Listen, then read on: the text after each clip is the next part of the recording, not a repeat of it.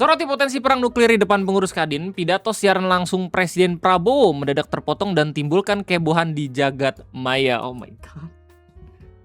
Kalau misalnya lo sempet nge-scroll kolom komentar video-video ngopi gue, banyak banget yang ngabarin dan juga minta gue untuk ngebahas soal pidato presiden yang terbaru tanggal 31 Juli 2026.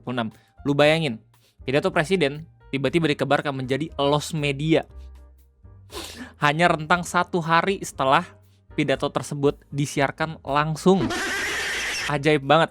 Dan setelah gue cari tahu di beberapa medsos, terutama di Twitter dan juga di Threads, ini banyak banget yang ngebahas, banyak banget yang ngasih tahu betapa bahayanya pernyataan tanpa bukti yang kuat gitu yang diutarakan sama presiden terkait topik yang ia sampaikan. Emang topiknya apa Bang Rey? Nuklir, eskalasi negara di Timur Tengah.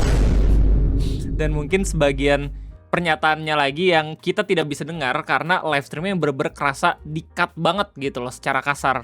Dan di video ngopi kesempatan kali ini kita bakal bahas barang-barang terkait itu semua. Ya, terkait pembuktian pernyataan juga apakah benar atau tidak. Gue coba untuk nyari tahu sendiri lewat surfing beberapa berita dan gue cross check ulang lewat 3 AI terkait pernyataan tersebut. Jadi selamat datang di Ngobrolin Persoalan Indonesia bersama gue, your favorite Uncle Om Rey.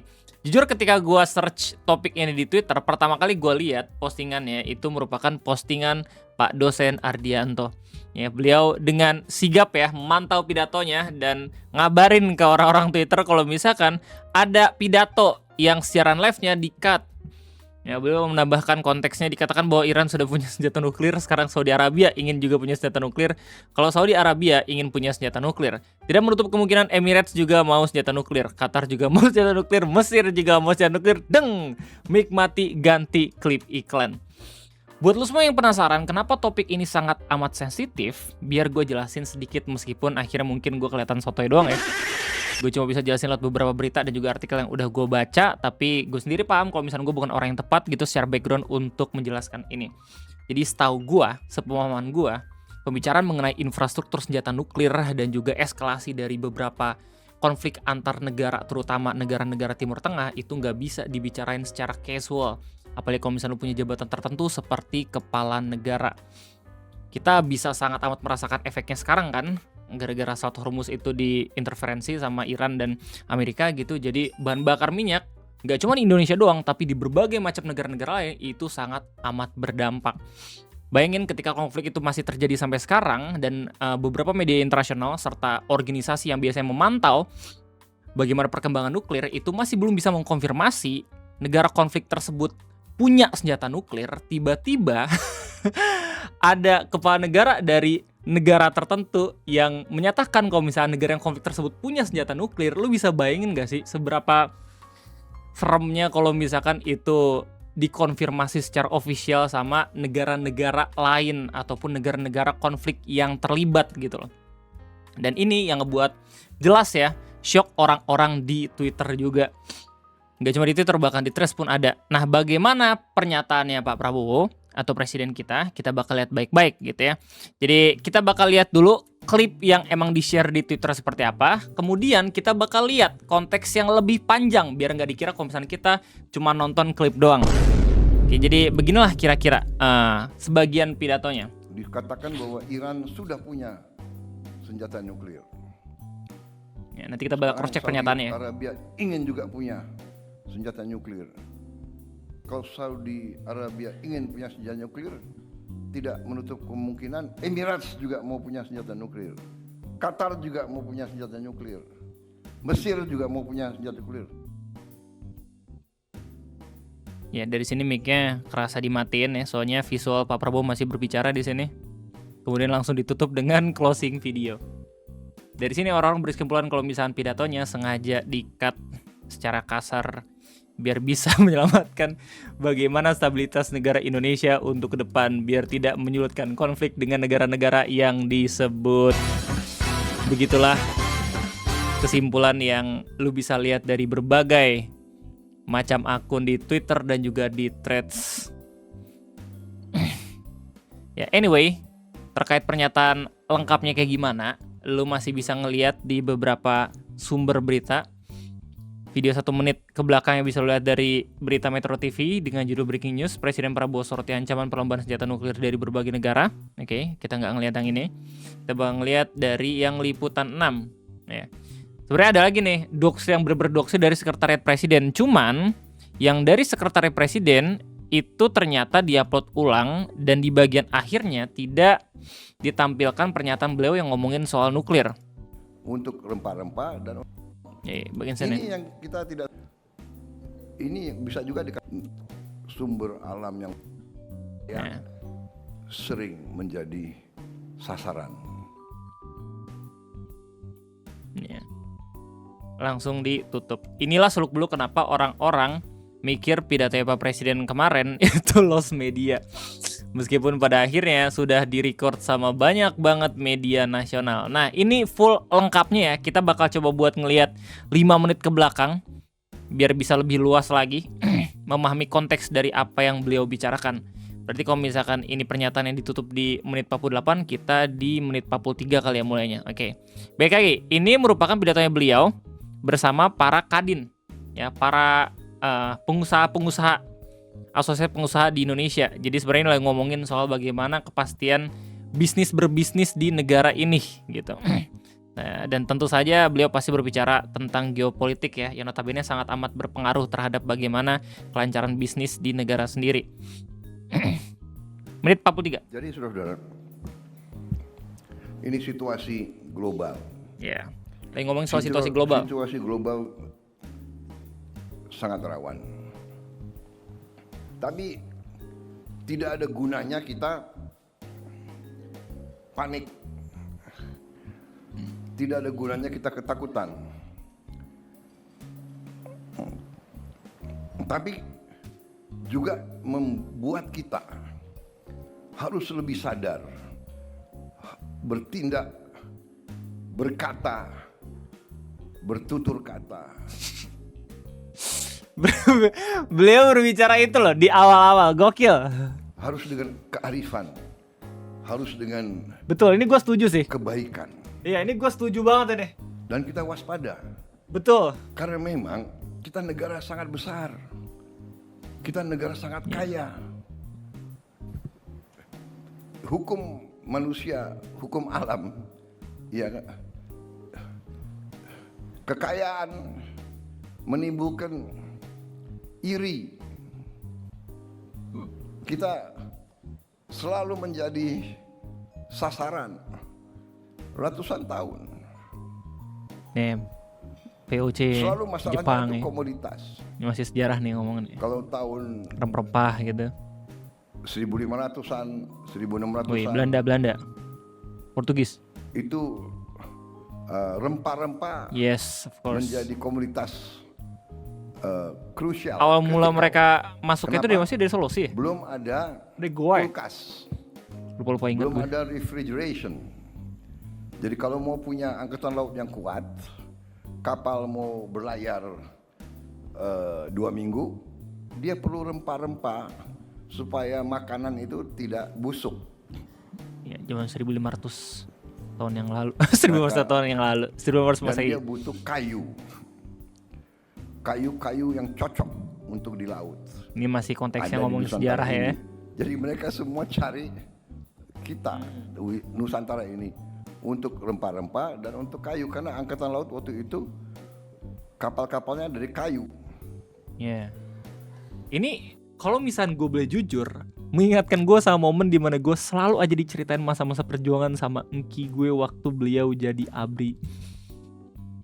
Selalu ngomongin sejarah, men. Superpower angkatan laut harus sangat kuat. Dulu nggak ada pesawat terbang. 1500 ya, harusnya iya. Nah, Masih ngomongin ini sejarah yang konteksnya. kita tidak sadari, atau kita sadari tapi kita mungkin nggak mau belajar. Jadi, saudara-saudara, ini bisa juga dikatakan the curse, ya, orang yang diberi atau negara ataupun kawasan di bumi yang diberi sumber alam yang begitu kaya, Apa tuh kutukannya, Pak? sering menjadi Oh, sasaran. jadi inceran. Oke. Kenapa ribut di Timur Tengah? Oh, Timur ini Tengah mulai di sini. banyak gas, banyak minyak dan banyak mineral-mineral lain. Oke. Berkecamuklah perang sudah ratusan tahun di situ. Saudara-saudara, jadi Diveda et Impera itu bukan tulisan di buku-buku sejarah, itu nyata. Ya. Politik pecah belah. Nyata. Diveda Impera nyata. Jadi saudara-saudara, Ini konteksnya udah berubah saya nih. dengan panjang lebar saya tekankan kembali ke saudara karena apa yang kita bahas sedang terjadi di depan mata kita. Oke, masih kini berarti. Tiap sore, tiap malam kita lihat dalam berita-berita eskalasi. Oke, momen ini. Momen ini diklip orang-orang Twitter. Dikatakan bahwa Iran sudah punya senjata nuklir. Oh my god. Sekarang Saudi Arabia ingin juga punya senjata nuklir. Kalau Saudi Arabia ingin punya senjata nuklir, Apakah dipotong juga di sini? tidak menutup kemungkinan Emirates juga mau punya senjata nuklir. Qatar juga mau punya senjata nuklir. Mesir juga mau punya senjata nuklir. Oh ya, ini juga di-cut. Mic dulu terus langsung closing video. Oh my god. Bangsa Indonesia harus berdiri di atas kaki kita Ya, sendiri. jadi begitulah ya full Dan doxly. di sisi elemen 5 menit ke utamanya belakang adalah semua pernyataan lembaga presiden terkait nuklir dan juga Iran. Respon orang-orang gimana Bang di Indonesia? Lu bisa cek sendiri satu-satu. Gue bakal fokus di Twitter. Bang Rizky yang bisa ngomongin soal politik. Capek. Biarin weh, mau Indonesia punya senjata nuklir harus opsi let him fuck around and find out. Kementerian Kegelapan, tenang saja Pak Prabowo, SPPG sudah beralih fungsi menjadi reaktor nuklir. Peringatan pasal 5B3 di depan SPPG. Oh iya nih lihat nih, kita lihat ada. Kenapa di SPPG ada Kenapa ada simbol limbah ya? Limbah B3 loh. Beracun. Beracun, berbahaya tersebut, korosif, infeksius, mudah meledak. Oh my god. Aneh, Bang Standing. Hi, AG English or present indicates that some countries in the Middle East are seeking for nuclear. Oh, mencari pembenaran apakah benar atau tidak. Oke. Bang Ardianto ngupdate videonya di channel Sekretariat Presiden dihapus. Oh, yang original dihapus, terus diupload lagi yang baru. Oke. Ada penjelasan yang menarik dari Zil. Pilihan pengertiannya ada 3 nih. Dipotong karena statement Iran punya senjata nuklir. 2, dipotong karena hampir statement Indonesia juga harus punya senjata nuklir. 3, dipotong karena sebenarnya doi lagi punya program nuklir rahasia terus malah keceplosan. Ada info yang bagus banget. Ini merupakan respon dari postingannya Pavlova gitu ya, dari akun Bang Kalanara Mahardika. Beliau bilang, seandainya bagian yang dipotong iklan itu dia bilang Indonesia juga harus punya senjata nuklir, maka itu jelas hal yang buruk banget, beneran sangat buruk. Indonesia adalah anggota NPT, ya, NPT, Non Proliferation Treaty sejak 1970-an dan juga meratifikasi ZNWFZ, Southeast Asian Nuclear Weapon Free Zone Treaty. Mau punya senjata nuklir berarti keluar dari kedua perjanjian itu. Langkah drastis yang bertentangan dengan identitas bebas aktif dan non-blok yang selama ini jadi fondasi diplomasi Indonesia. Keluar dari NPT bisa memicu sanksi internasional, serupa dengan yang dialami Korea Utara. Gila sih kalau asbunnya dia jadi beneran. Oke. Sebenarnya nggak cuma topik mengenai negara-negara teluk dan juga nuklir aja gitu yang dipermasalahkan sama orang di media sosial, tapi ada lagi di segmen yang lain, di pidato yang sama, ada juga beberapa pernyataan beliau yang dipermasalahkan sama publik. Salah satunya ketika katanya beliau diundang sama Korea Selatan untuk bisa mendamaikan negara Korea Selatan dengan Korea Utara. Klipnya itu di-share sama Pak Ardianto. Kita bakal lihat sedikit, tapi kita bakal tetap fokus ke ini ya, apa namanya, cross check fakta Iran apakah benar-benar punya senjata nuklir atau kagak ke depannya. Beginilah kira-kira. Kunjungan saya terakhir di Korea Selatan, di Seoul.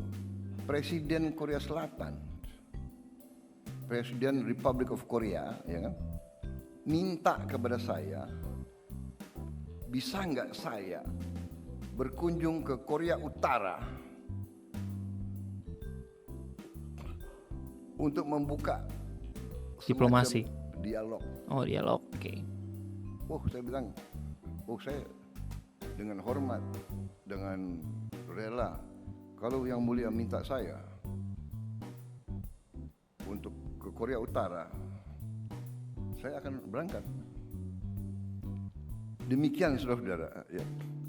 Indonesia dianggap tidak punya kepentingan mau mencampur dalam urusan dalam negeri negara manapun. Ya, konteksnya gitu ya. Pengen ngejelasin Komisi Indonesia nggak pengen ada kepentingan sama negara-negara manapun gitu. Tapi ini pun udah diberitain langsung sama media Korea nih, berdasarkan kabar-kabar dari Pak dosen yang kebetulan kalau nggak salah tuh ngajar juga di sana, ya nggak sih Pak Ardianto ini. Gimana respon orang Indonesia? Man, you can tell di kolom komentarnya. Berca Batak bilang, aduh ya ampun, kalau ini nggak bener cuman halunya aja ini bisa geger. Korea Selatan, Korea Utara tuh sensitif banget buat kedua negara. Ya apalagi betul pada yang sering banget nonton drakor gitu, pasti ngerti konteks kenapa perseteruan antara Korea Selatan dan juga Korea Utara tuh benar-benar isu yang sangat amat sensitif gitu. Sekalinya ini pun bener gitu ya, pasti ada celah juga gitu buat masyarakat untuk ngekritik Pak Prabowo dengan bilang kayak mau aja jadi mediator negara yang udah lama banget konflik. Well, lanjut Lunar, bingung malu iya, berharap ke arah yang baik juga iya. Beneran bakal bisa jadi mediator kan? Kalau enggak dan cuma dijadikan bercandaan, malu. Ziva bilang, gila langsung dapat engagement dari negaranya. Ya, oke. Back to the topic. Kita bakal coba sekarang untuk nge-cross check apakah negara terutama Iran diinformasikan benar-benar punya senjata nuklir lewat berita-berita yang terbaru. Sejauh yang gua temukan dengan beberapa keyword lewat Google gitu ya, dan gue cek beberapa artikelnya, masih belum ada sama sekali media-media internasional yang memberitakan kalau Iran udah terbukti punya senjata nuklir. Ada satu berita yang nyerempet banget bilang kalau misalkan Iran punya senjata nuklir, dan itu dari The Jerusalem Post. Judulnya, Iran already has 2 nuclear weapons, does it have a third opinion? Jadi ini pun kalau misalnya baca beritanya cuman ngasih tahu kalau misalkan Iran tuh dalam tanda kutip udah punya senjata nuklirnya. Jadi nggak yang secara faktual punya senjata nuklir ya. Yang dimaksud tuh kayak senjata nuklir Iran Selat Hormuz ya. Itu bisa benar-benar destruktif banget kan untuk semua negara dan beberapa senjata lain gitu yang gue nggak bisa baca nih secara fullnya soalnya harus berlangganan. Nah sekarang kita bakal coba buat nge-cross check lewat artificial intelligence, karena gue udah coba buat lihat beberapa beritanya dan gue nggak temukan gitu ya. Coba kita deep search gitu lewat bantuan AI, apakah mereka menemukan jawaban dari ketiga AI itu semuanya hampir sama. Dari GPT itu bilang kalau misalkan belum terbukti bahwa Iran memiliki senjata nuklir yang operasional. Ini GPT gratis by the way. Penting untuk membedakan 3 hal yang sering tercampur dalam pemberitaan. Yang pertama, memiliki program nuklir, iya Iran emang punya. Yang kedua, memiliki uranium yang diperkaya hingga kadar tinggi, ini fakta katanya. Yang ketiga, memiliki bom nuklir yang sudah dibuat dan siap digunakan, ini belum ada bukti yang dikonfirmasi. Apa kata Badan Internasional? Sumber yang paling kredibel adalah International Atomic Energy Agency atau IAEA, badan PBB yang bertugas mengawasi program nuklir negara-negara. Direktur Jenderal IAEA, Rafael Grossi, beberapa kali menyatakan bahwa IAEA tidak memiliki bukti bahwa Iran sedang membangun atau telah memiliki bom nuklir. Namun ia juga menegaskan bahwa Iran telah mengumpulkan stok uranium yang diperkaya hingga sekitar 60%, membatasi akses beberapa inspeksi dan belum menjawab seluruh pernyataan ataupun pertanyaan mengenai aktivitas nuklir masa lalu. Karena itu, IAEA mengatakan mereka tidak dapat memberikan jaminan penuh bahwa seluruh program nuklir Iran sepenuhnya bersifat damai. Ya, bagaimana dengan Amerika Serikat dan negara Barat?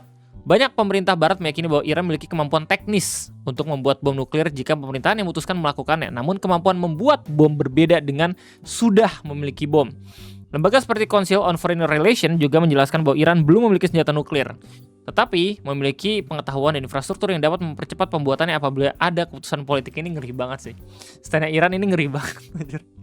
Gokil. We ready wherever we are, anjay. Ini kayak beritanya dari Council of Foreign Relations ya, diupdate beritanya tanggal 4 Maret 2026. Oke, 4 Maret. Oke, kalau misalnya jawaban dari Gemini gimana? Jawabannya secara resmi belum ada bukti yang menyatakan bahwa Iran secara fisik telah memiliki atau merakit senjata nuklir.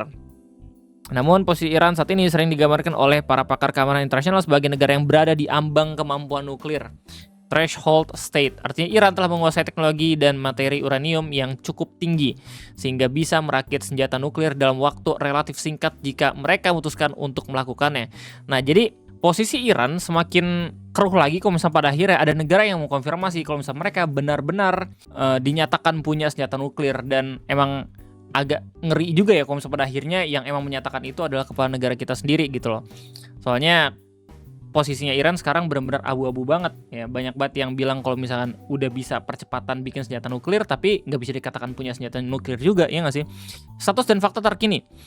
Pernyataan Badan Energi Atom Internasional atau IAEA, Badan Pengawas Nuklir PBB IAEA secara konsisten melaporkan bahwa para inspektur PBB tidak menemukan bukti adanya program senjata nuklir yang terstruktur atau militerisasi nuklir aktif yang dilakukan oleh Iran. Kepala IAEA Rafael Grossi, ini udah kita bacain juga ya pernyataannya, harusnya sama. Pengayaan uranium dan kemampuan teknis, meski belum memiliki bom nuklir, Iran memiliki kemampuan teknis yang sangat signifikan. Posisi resmi pemerintahan Iran secara konsisten membantah tuduhan Amerika Serikat dan Israel. Pemerintah Iran menyatakan bahwa program nuklir mereka murni untuk tujuan damai, seperti pembangkit listrik, medis, dan energi. Pemimpin tertinggi Iran juga pernah mengeluarkan fatwa keagamaan yang melarang pengembangan dan penggunaan senjata pemusnah massal atau nuklir karena dianggap bertentangan dengan prinsip agama.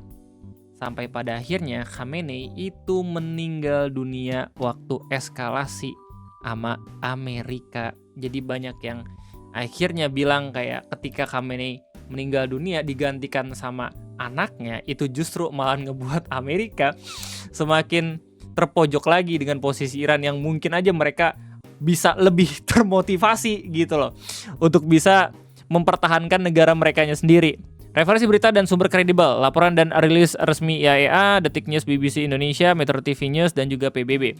Terus kalau Claude gimana bang hasilnya bang? Nah, nggak terbeda jauh. Berdasarkan sumber-sumber kredibel terbaru, jawabannya tidak ada bukti bahwa Iran sudah memiliki senjata nuklir. Yang ada adalah bukti bahwa Iran mendekati ambang batas threshold kemampuan membuat senjata nuklir, bukan bukti bahwa mereka sudah benar-benar memilikinya. Fakta-fakta kunci dari sumber kredibel ini dari Congress.government, ini harusnya dari Amerika nggak sih? Ya, Direktur Jenderal IAEA Rafael Grossi menyatakan pada 2 Maret bahwa badan tersebut tidak memiliki bukti adanya program terstruktur Iran untuk memproduksi senjata nuklir.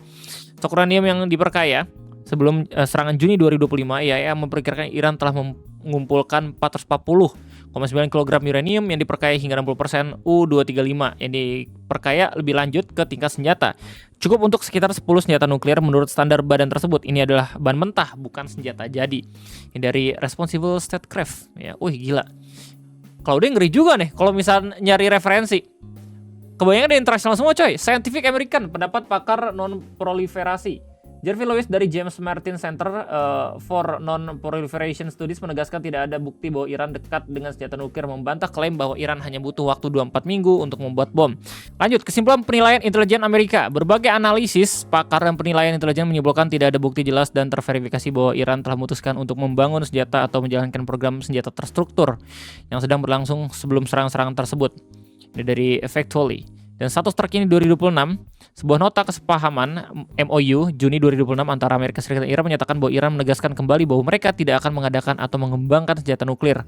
Namun status pasti program nuklir Iran pasca serangan Februari 2026 masih belum jelas karena IAEA tidak lagi memiliki akses penuh ke fasilitas Iran. Sumbernya banyak. Nih dari Council of Foreign Relations, Arms Control Association. Buset gila, Claude ngeri banget ya, kelas banget coy, gokil. Malah muji-muji Claude gue. Ya anyway, jadi begitulah kira-kira bagaimana full konteks dan doxly pernyataan presiden kita yang katanya sebagian menjadi lost media di pidatonya yang terbaru. Hanya selang 1 hari, terus bagaimana stand sebenarnya Iran berdasarkan beberapa sumber yang udah kita baca bareng-bareng terkait apakah mereka benar-benar punya senjata nuklir atau kagak. Tanggapannya silahkan tulis di kolom komentar, gue tunggu bagaimana diskusinya. Jadi cukup sekian deh gue, terima kasih banyak, sampai jumpa lagi nanti di next video ngopi. Gue undur diri, sampai jumpa.